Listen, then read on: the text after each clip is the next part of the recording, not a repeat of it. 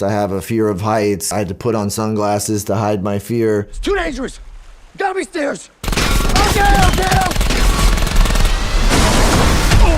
There was like a few key ones. There's the Sydney Harbor Bridge where I get dragged across the bridge. There's this whole fight that we do in a garbage truck, which we really shot over the course of the whole movie. We kept, it's such a massive sequence. The opening stunt was one where it's called the Fall Guy. We knew he'd have to fall. We did it right away. It's such a great way to highlight how stunt performers have a different job than anyone else on a set, because it's part of this long one shot and he's just another day at the office, and then he goes up 12 stories and gets dropped off of a building. So, that all had to be a part of one take. We did multiple takes. It was multiple drops. I have a fear of heights. It was, I had to put on sunglasses to hide my fear. But it was, at the end of the day, required no skill from me. I just had to overcome the mental hurdle. The real skill involved was with the sort of record-breaking car rolls, or the high fall that Troy Brown does at the end of the film, or all the parkour and car hits and fire burns that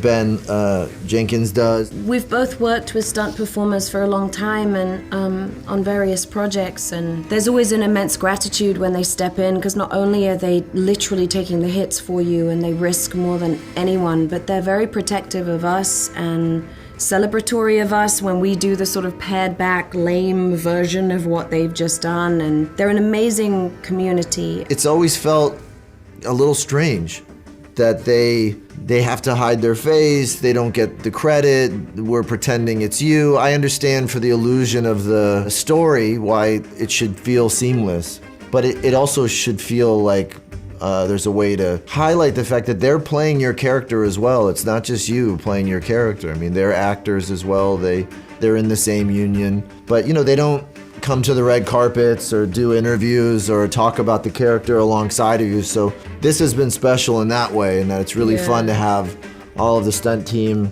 kind of walk the carpet with us and take pictures and do interviews and talk about how we all created this together. There's a couple that stand out to me of people I've worked with. There was a man who was my stunt double on Edge of Tomorrow, who just was the most extraordinary wushu champion, and he just made me look so cool and I was so relieved whenever he was on screen, because I couldn't do it nearly as well as he did it. And there's a girl I've worked with called Lauren Shaw on a few things, and she's so observant and watches you, so that what she does is just very much an extension of the character you're trying to create. And they're very specific in how they move, how they run, they watch you, they look out for you. They become just an extension of what you're trying to build with these characters. I think just in general, it feels like stunt performers are under-recognized. They risk more than anyone, and they get none of the credit. I think for us too, we see how much artistry is involved in what they do, and how much what they design is not in the script, not in the storyboards. It's generated by them, and those parts end up becoming some of the most significant parts of the film. It's an art form, it should be recognized as such, and it's designed just as much as costumes or makeup or anything else. Same. I mean, I think that, that's why there's such a propulsion with all of us to get them nominated and get them in a category of their own, because there's such artistry to it, there's design to it, physics, engineering. They really dream up these sequences that give audiences that sense of wonder. Like, you think about some of those massive sequences in James Bond, it takes weeks and weeks and weeks of creation. It's really amazing how humble they are, but we're trying to flip the script on them living in the shadows, and it's time. And so, it's just been a joy to make a love letter to them and then have them be so integral to us bringing the movie out and promoting it, and it's amazing.